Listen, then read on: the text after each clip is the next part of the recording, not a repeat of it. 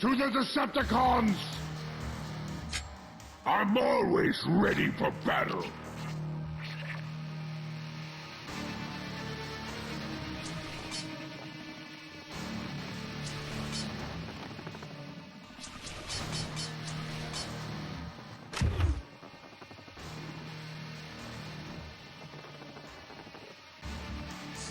Approaching Triplicon Station, Megatron. Excellent, Soundwave. Engage docking protocols. Unknown insurgents taking defensive positions. Docking not possible. Sublight engines are offline. Shields at 15%. We can't keep taking shots like that. Redirect all power to the forward shields. If I can't dock, I'll ram this ship down their throats. We don't even know what kind of defenses they've set up in that station. You're risking a lot over a crazy legend. Risk is what cowards call opportunity, Barricade. And this is our opportunity to tip the war in our favor and bring the Autobots to their knees.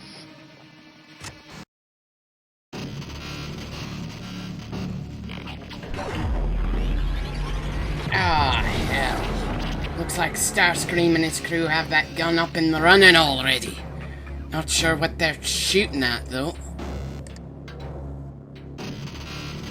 So, anyone up for jumping from one bit of surprisingly stable debris to another?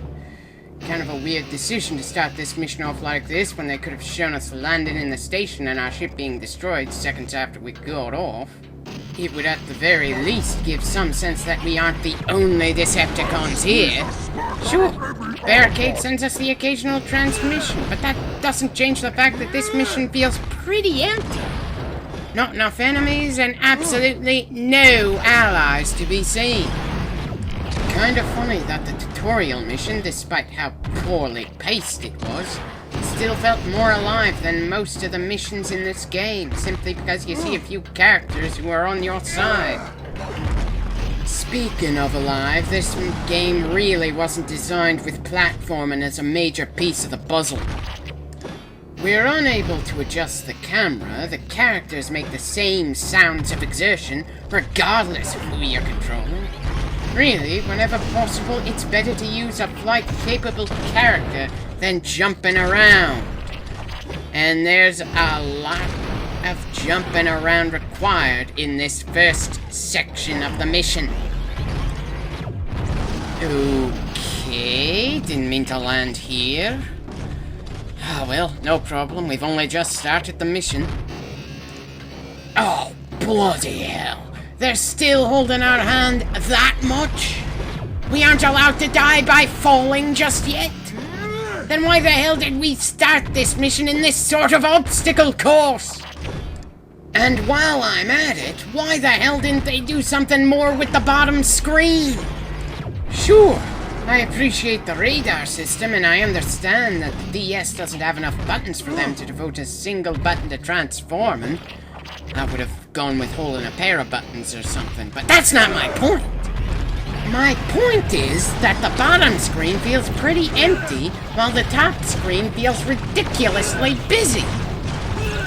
Is it too much to ask that there be more than one thing on the touch screen to push, or something along those lines? As is, in gameplay, it feels pretty empty, and for a good amount of time outside of gameplay, it feels Why did they even bother using that screen? When you decide to make a game on a particular console, handheld or otherwise, you should try to use what you got to improve the product, not leave so much unused just because you don't know how to use it. Granted, the game designers probably are completely unfamiliar with how to work something with two different screens to pay attention to, especially when both screens are ridiculously small in comparison to your average console-related screen. Not sure if that's a fault of the DS for being outside the normal format that game designers are used to, the game designers for not getting a better understanding of the system they were making this game for, or the people in the company who decided to make a handheld game. The game is still reasonably good, and you've got to give the game designers credit for not trying to do a half-assed copy and paste of as much as they could when they made this game. And as much as I may question decisions like how much space on the bottom screen they used and how, or the fact that this first piece of the mission has way too much jumping, I'd still say it's stronger than a good number of other switches from regular consoles to handheld. They managed to make an entertaining game, and even if it's not a major hit, I'd say that's a success in my book.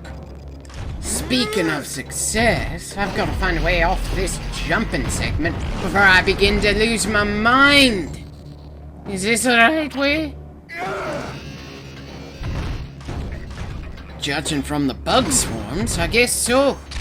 It's funny how enemies have this ability to tell you you're going the right way. If they knew how much longer I'd be stumbling around without them popping up, they'd probably go into hiding and hope I grew so hopelessly lost that I'd give up before finding the way out of here.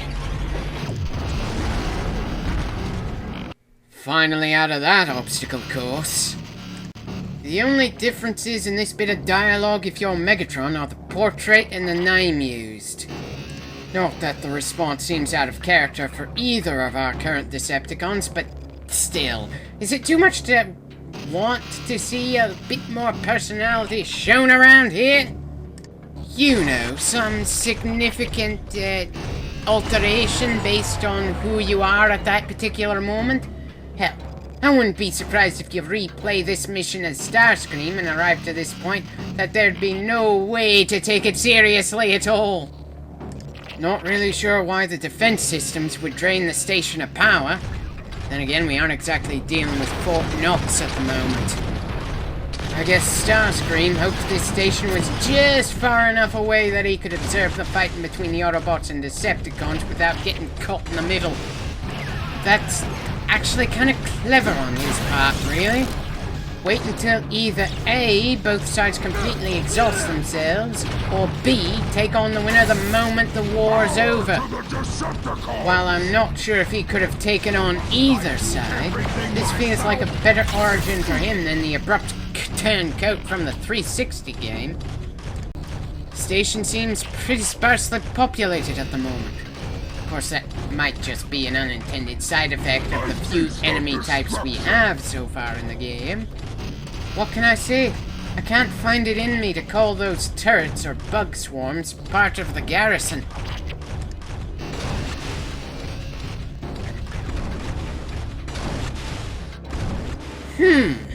I see they're trying to make the turrets more of a threat. The shields don't improve their combat effectiveness by much, though. The shots are still easily dodged if you feel the need to, and the shields don't improve their endurance by much. And considering the fact that the shields are in the same color code as our offensive abilities, we don't even have to lock on to know what will break through those shields. Still, I like the fact that the shields and the thing the shields protect don't have the same weaknesses. Anyway, let's move on. I've never really been a fan of bridges made of light. Regardless of where I see them, it just feels like they're trying too hard to seem high-tech. What's wrong with having an extended metal bridge, anyway? Ah, a new enemy type. Unfortunately, it isn't as threatening as the Flyers. This enemy type has one fatal flaw. This enemy, who can only attack at melee range, can be stunned by our melee attacks, and our third melee attack will pretty much always knock him back a good distance. We can shoot him until he gets close enough for melee attacks again. Sure, they can change what their weakness is, and when they do, they're temporarily invulnerable, but I just can't seem to take them seriously. Still, at least we have a mobile enemy somewhere between the annoying Flyers and the pathetic bug swarms on the threat scale. And one enemy type we'll see later on is even more troublesome to deal with than the Flyers, but I'm getting a little ahead of us at the moment. Sorry. For now, we've got to deal with the threats in front of us and take control of Trypticon Station. The next objective can't be too much further ahead. Ah! Another melee enemy.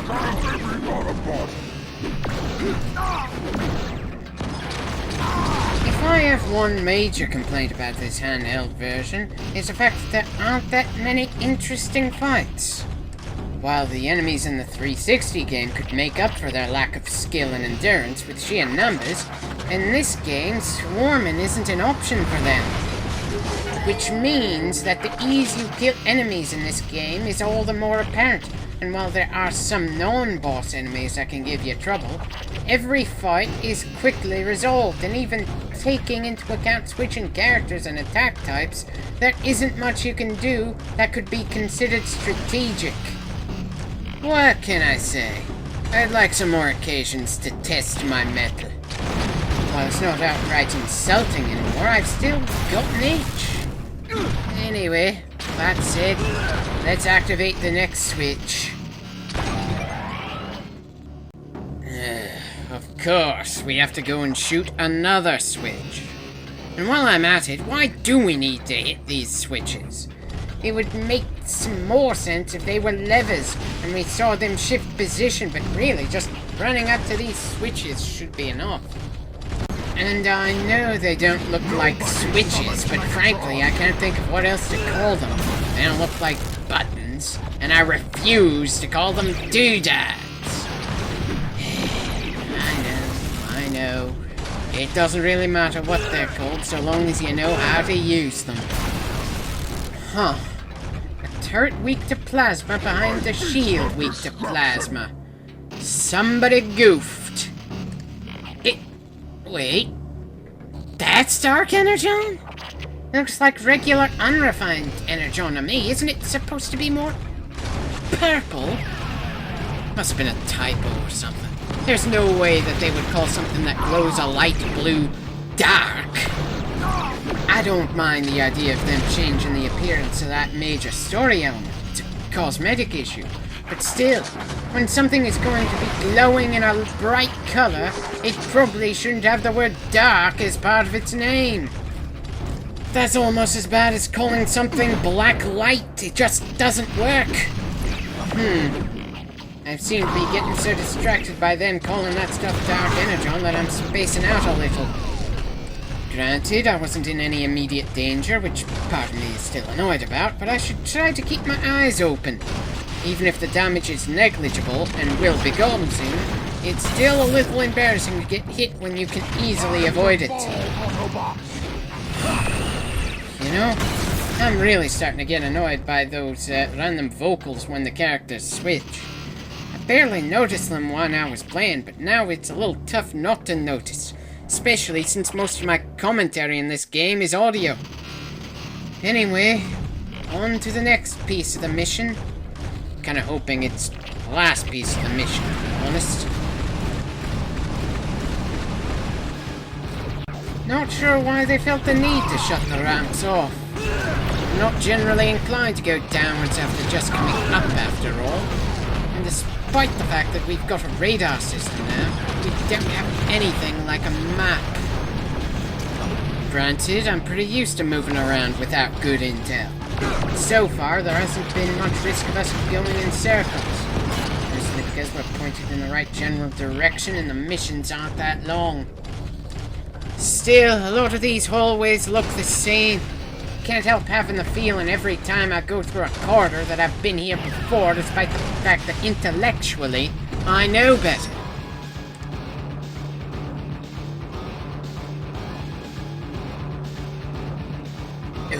Okay, this bit of dialogue really doesn't suit Brawl.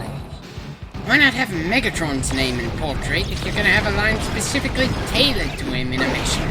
Because it's a good deal more jarring when somebody seems to be using someone else's speech patterns and attitude in a text dialogue. Starscream isn't tough, just annoying to deal with here. While he keeps flying out of our lock-on range, he's about as threatening as he was in the 360 game. Considering the fact that in the 360 game he was fighting 3 Autobots at once, while here he's fighting 2 Decepticons, well okay, 1 Decepticon and they switch off, but the point is, I was somehow expecting more out of him. Sure, this stage of the fight is annoying, but he's got little if any chance of actually winning this fight. Considering we can let one character heal while the other fights, Starscream doesn't have nearly enough firepower to win this one.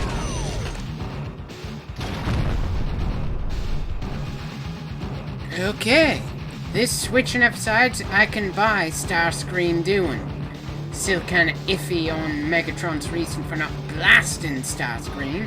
I mean, it's pretty obvious the bastard isn't gonna be particularly loyal. If I was in Megatron's place, I'd probably eliminate Starscream immediately and demand the surrender of his forces.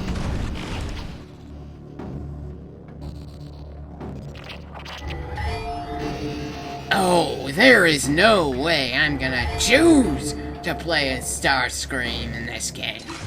As much as I may like the character, I've seen him get humiliated way too many times because of his own overblown pride, and it's a little hard to avoid getting screwed by a character's mistakes if you're playing as him.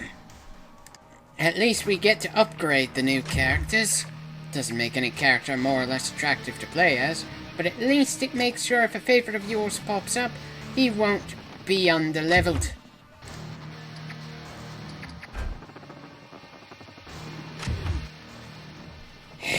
Don't tell me Megatron just walked into the very dangerous substance again. Please don't congratulate Starscream, especially when he joined less than a minute ago. Considering how new Starscream is to the Decepticons, I'm surprised he doesn't get slapped around for this bit of sarcasm. Anyway, next mission is a blatant but fun bit of filler. Be seeing you.